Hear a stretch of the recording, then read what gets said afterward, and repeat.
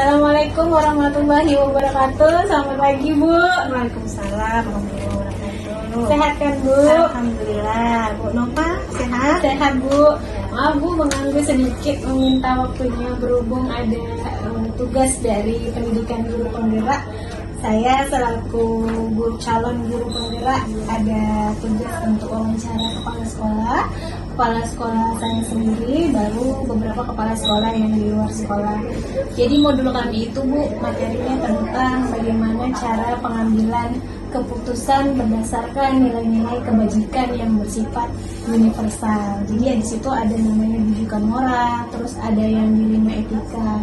Nah, selama Ibu menjadi kepala sekolah ataupun sebelum Ibu menjabat kepala sekolah, Ibu pernah merasakan atau ada kasus yang Ibu tangani tentang masalah dilema etika sendiri yang terjadi di lingkungan sekolah ini? Kalau setiap sekolah pasti mempunyai kasus ya. Itu kasusnya berbeda-beda. Yang paling urgent sekali kasusnya itu tentang nilai yang di bawah KKM. Nilai ini KKM yang diharapkan akan menghindari tidak adanya terjadi kenaikan kelas. Jadi artinya di sini anak-anak itu masih di bawah KKM, sementara kita nanti mengambil keputusannya untuk sangat berpengaruh untuk kenaikan kelasnya. Itu masalah yang nampaknya paling urgent. Jadi seperti ada rasa empati gitu ya, Bu. Kita mau tidak menaikkan kelas, tapi ada rasa kasihan gitu ya, Bu. Untuk anak didiknya gitu. Jadi itu masalah KKM ya, Bu. Nanti kalau udah naik kelas, anak-anak tuh kalau tinggal kelas di sini dia malu kan. Kalau kita tidak buat naik kelas, nanti dia putus sekolah. Sementara pemerintah menggalakkan supaya tidak putus sekolah. Iya, itu dilema. Wajib sekolah 9 tahun gitu ya. Iya. Baik, Bu. Itu kasus yang Ibu alami. Jadi ada beberapa poin pertanyaan yang mau saya tanyakan ke Ibu. Selama ini bagaimana Ibu dapat mengidentifikasi kasus-kasus ini? Apakah ini merupakan dilema etika atau hanya sebagai rujukan moral atau rasa kasihan pada Ibu? Ini merupakan etika moral juga dan rasa kemanusiaan tadi kan, karena sudah dibilang tadi kan, kalau anak tidak naik kelas nanti efeknya itu lebih banyak lagi ke masa depan anak tersebut. Jadi cara mengidentifikasinya tentu ini tidak lepas dari kerjasama dari wali kelas, dari guru mata pelajaran. Mereka tuh saling berdiskusi bagaimana agar anak ini dapat mencapai KKM. Nah, jadi usahakan guru wali kelas itu tidak putus koordinasinya. Kalau anaknya di awal-awal sudah mulai tugasnya tidak lengkap, itu sudah disampaikan oleh guru wali kelasnya. Itu cepat ditindak lanjut oleh wali kelas.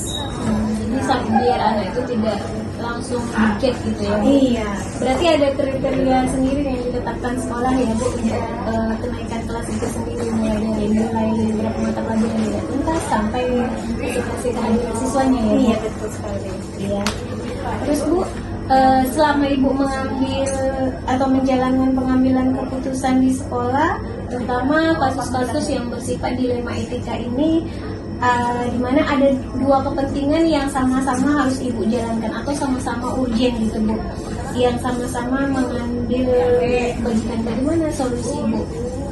Harus menaikkan anak, tapi di satu sisi anak yang lain takutnya terzolimin gitu, karena dia kan, kita berusaha agar anak tersebut tidak tinggal kelas dan merasa malu. Jadi kita mengangkatnya dengan memberikan tugas dari naik kelas.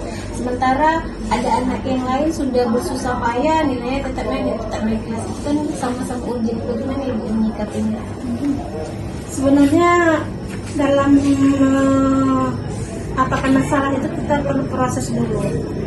Prosesnya tadi ya dari wali kelas, dari guru mata pelajaran menyampaikan bahwa anak ini ada tugasnya sekian yang belum kumpul, tolong Bapak Ibu wali kelas di guru anaknya.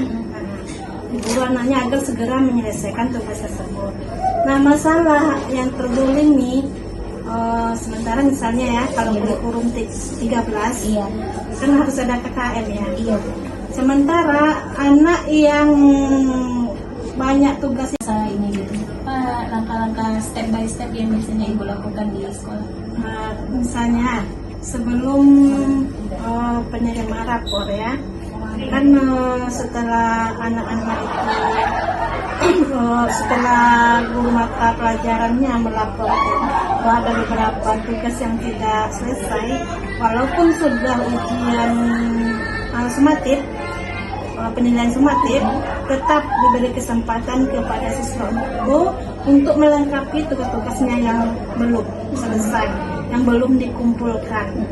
Nah, di akhir semester kenaikan kelas nanti, itu sebelumnya kita sudah mengidentifikasi mana-mana siswa yang rasanya perlu perhatian khusus. Nah, sebelum rapat itu sudah diantisipasi sebelumnya. Berarti ada rapat sebelum rapat, maksudnya Iya. rapat internal yang ibu lakukan antara wali kelas sama guru bidang studi mungkin sebelum rapat dinas besar. Iya. Sebelum rapat kenaikan kelas. Iya, baik. Terus apakah hal itu ibu anggap efektif dalam mengambil keputusan tersebut? Masih melakukan rapat duluan sebelum rapat dinas itu, apakah hal itu sangat efektif untuk solusi dalam pengambilan keputusan pada kasus yang terjadi? Menurut saya sangat efektif, karena kalau di rapat dibahas, di rapat kenaikan kelas itu tak akan selesai-selesai. Makanya sebelum rapat dinas kenaikan kelas itu kita apakan dulu mana poin-poin yang mana masalah-masalah yang urgen harus kita selesaikan terlebih dulu, baru nanti kita udah ada gambaran untuk menentukan keputusan nanti di rapat kenaikan kelas. Baik Bu, terima kasih. Pastinya setiap hal pengambilan keputusan atau kegiatan yang sudah Ibu lakukan ada tantangan ya Bu dalam mengambil keputusan. Apa yang Ibu rasakan tantangan dalam pengambilan keputusan di 5 etika padanya khususnya pada kasus yang Ibu sampaikan sebelumnya? Ya, tantangannya ini, walaupun kita sudah berusaha supaya anak ini tetap naik kelas, tapi masih ada yang terjaring. Yang terjaring ini tentu kita lihat dulu, bukan kognitifnya saja kita lihat, bukan hasil rapotnya saja yang kita lihat. Bagaimana sikap anak itu terhadap guru-gurunya, terhadap teman-temannya. Terus selain sikap, kemudian kehadirannya, itu yang penting sekali, kehadirannya. Nah, kehadirannya apakah mencapai sesuai yang ada di dokumen KTSP kita, syarat kenaikan kelas itu berapa persen anak itu kehadiran, baru bisa kita bantu anak itu. Dilemanya walaupun seperti itu kan, masih ada anak kita yang terjaring. Dan kami sebelum itu ya mau tak mau kita, karena keputusan rapat tentu harus kita dukung keputusan rapat. Walaupun orang tuanya datang menjumpai kita, kenapa anaknya enggak ini, padahal tidak di kelas, padahal sebelumnya kita ada proses ini, menyampaikan pada orang tua, nanti anak itu ada semacam malu dia kan. Kami menyarankan lebih baik anak tersebut pindah sekolah aja. Berarti memang sudah ada solusi juga yang diberikan di sekolah ya Bu buat anaknya. Jadi Bu, apa ada Ibu punya waktu atau jadwal-jadwal tertentu yang Ibu lakukan untuk menyelesaikan kasus ini? Misalnya per rapatnya dibuat satu semester itu per berapa kali bulan, atau hanya setiap rapat dinas kenaikan tapi sebelumnya sudah ada rapat internal, atau ada jadwal-jadwal tertentu yang Ibu buat? Kalau jadwal tertentu tidak ada, cuman nanti ada misalnya rapat-rapat dinas sekali 3 bulan atau sekali sebulan gitu kan, itu juga dievaluasi, presentasi anak yang apa tolong diapakan sama wali kelasnya. Tapi kalau rapat yang apa itu tidak terjadwal. Oh iya, terima kasih.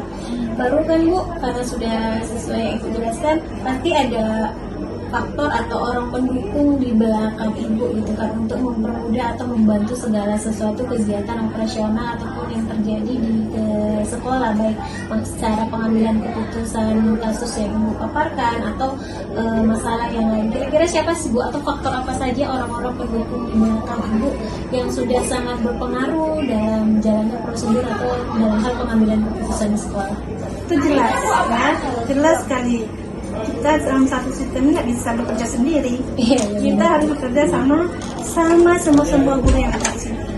Pokoknya semua stakeholder yang ada di lingkungan SMA Negeri 1 Tapek. Berarti semua guru ya Bu, Ya, semua. baik itu guru maupun siswanya sendiri ya Bu? Usaha, Iya. ya.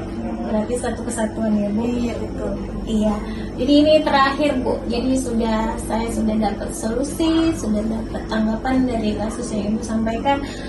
Pembelajaran pribadi sendiri yang Ibu ambil dari atau status yang sudah Ibu rasakan sebelum-sebelumnya, terus ada pendukungan dari rekan-rekan serta solusi. Apa pembelajaran sendiri yang Ibu rasakan atau dalam hati Ibu yang bisa Ibu petik? Mungkin Ibu sampaikan kesan Ibu ke saya gitu. Jadi bisa sedikit mengambil rangkuman atau dari intisari percakapan kita pada pagi hari Ibu. Dalam mengambilkan keputusan, kita tidak bisa langsung instan. Kita perlu proses. Proses ini misalnya proses tadi kan membimbing anak yang tidak lengkap tugasnya tolong dibimbing. Kalau siswanya bermasalah tolong wali kelas menyampaikan pada orang tuanya. Pokoknya berkoordinasi dengan orang tua. Kemudian mengumpulkan data-data yang penting. Setelah itu baru kita prosesnya tidak hanya satu kali aja, prosesnya mungkin panggilan pertama, panggilan kedua, panggilan ketiga gitu. Nanti setelah itu baru nanti ada tingkat-tingkatannya, nanti diproses oleh OBK, diproses oleh kesiswaan gitu. Jadi semuanya ada proses dalam mengambil keputusan, tidak secara instan aja, tidak dari satu pihak saja kita dengarkan informasinya. Bisa dari pihak orang tua cemana, dari pihak guru cemana, nanti kita gabungkan lah, ini bisa kita cari solusinya. Satu kata Bu untuk hari ini tentang kasus dilema yang Ibu sampaikan sesuai tema kita, dilema itu kan apa Bu? Dilema? Iya, satu kata untuk hari ini yang mau Ibu sampaikan yang efektif gitu. Karena ini KKM ya ke-13 ya. Iya Bu. Sementara kita sudah menjalani kurikulum merdeka. Di kurikulum merdeka tidak ada KKM lagi, tapi ada target pencapaian kriteria tujuan pembelajaran ya. Mudah-mudahan dengan kurikulum merdeka ini masalah KKM tadi bisa diselesaikan. Iya. Berarti kesimpulan pembelajaran atau di wawancara hari ini, setiap masalah itu berarti tidak kita lihat hanya dari pandang satu sisi ya, Iya betul. tapi ada beberapa sisi dan mendengarkan penjelasan dari berbagai sumber baik orang tua sendiri, anak ibu dan lain-lain. Terima kasih Bu waktunya udah menyempatkan sedikit. Saya ucapkan terima kasih kembali. Kurang lebih saya mohon maaf.